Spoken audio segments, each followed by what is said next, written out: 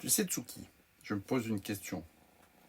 Qui a dit que j'étais fou de quitter mon poste de cadre à 55 ans?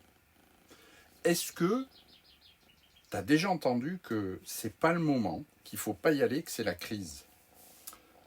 Et puis qui a dit que à 55 ans, on attend la retraite, patiemment?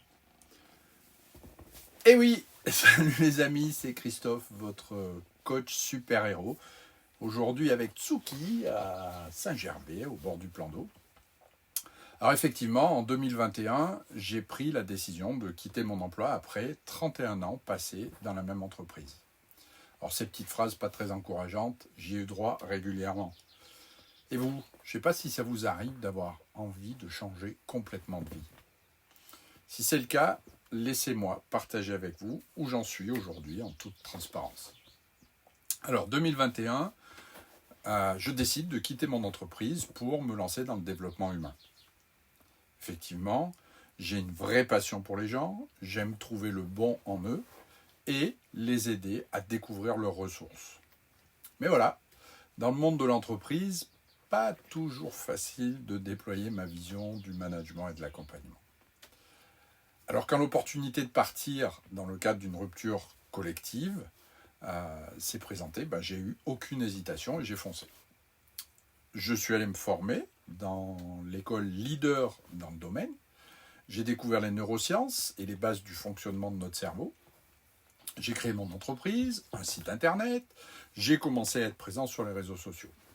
Et ça, c'est la partie visible de l'iceberg. C'est tout ce qui est bien. Mais en dessous, il y a aussi le fait que j'ai dû faire face aux doutes, aux critiques, aux personnes qui vous expliquent avec une grande bienveillance, certes, qu'on n'est pas chez les bisounours. Et puis, il y a ce qu'on appelle le syndrome de l'imposteur, le syndrome de la copie blanche, quand il faut préparer du contenu pour mon site ou ma chaîne YouTube. Et puis, il y a un autre truc que j'ai découvert en étant entrepreneur, c'est les clients. Les clients, il faut aller les chercher. Et vous savez quoi, là encore, il y a plus de non que de oui. Mais au-delà de ça, il y a la liberté. Le sentiment d'être utile, la joie d'être en phase avec mes valeurs et surtout une merveilleuse aventure humaine avec mes compagnes promo, avec les personnes coachées qu'on voit se transformer. Alors si l'aventure vous tente de créer votre entreprise, de vous lancer dans l'entrepreneuriat, laissez-moi vous proposer 5 clés qui me semblent importantes. Alors bien sûr, ce n'est pas la vérité, ce n'est pas la recette magique pour entreprendre, c'est juste ma vérité basée sur mon expérience. Alors la clé numéro 1, croyez en vos rêves. On verra dans une prochaine vidéo que notre cerveau, tout en étant hyper puissant, a une petite faille, c'est qu'il ne fait pas la différence entre la réalité et les situations imaginaires.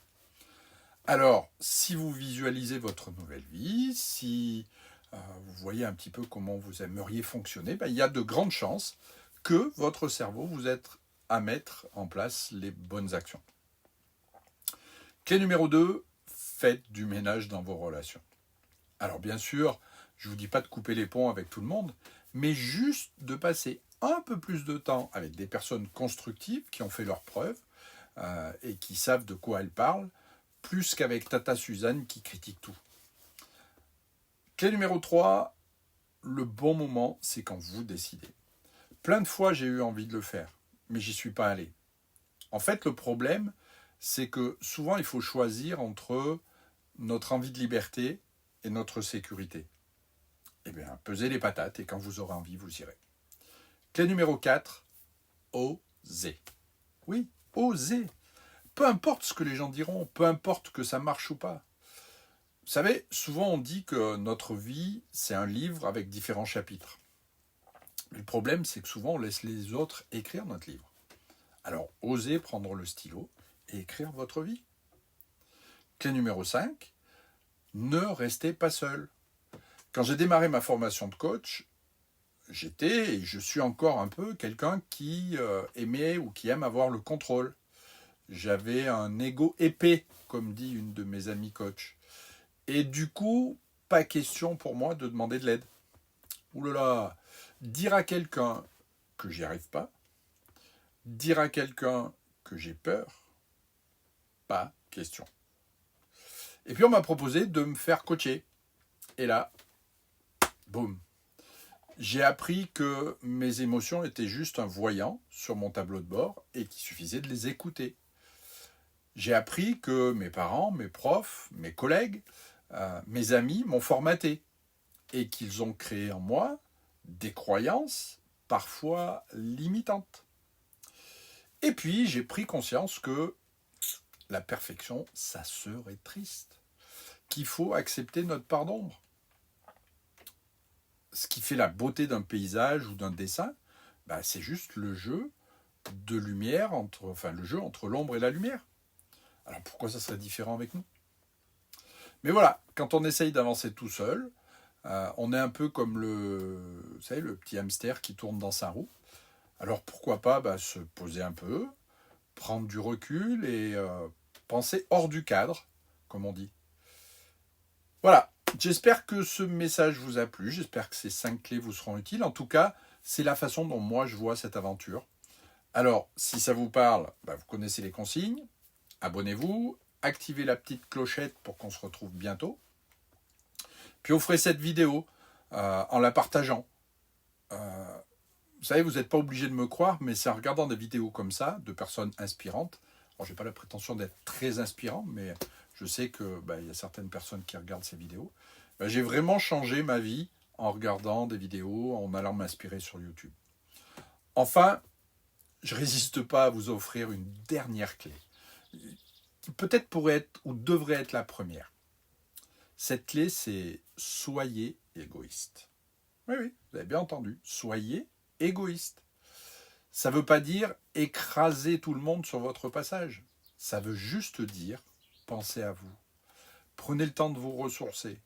Prenez le temps de vous reposer, de vous faire plaisir. Sinon, vous courez trop droit au burn-out.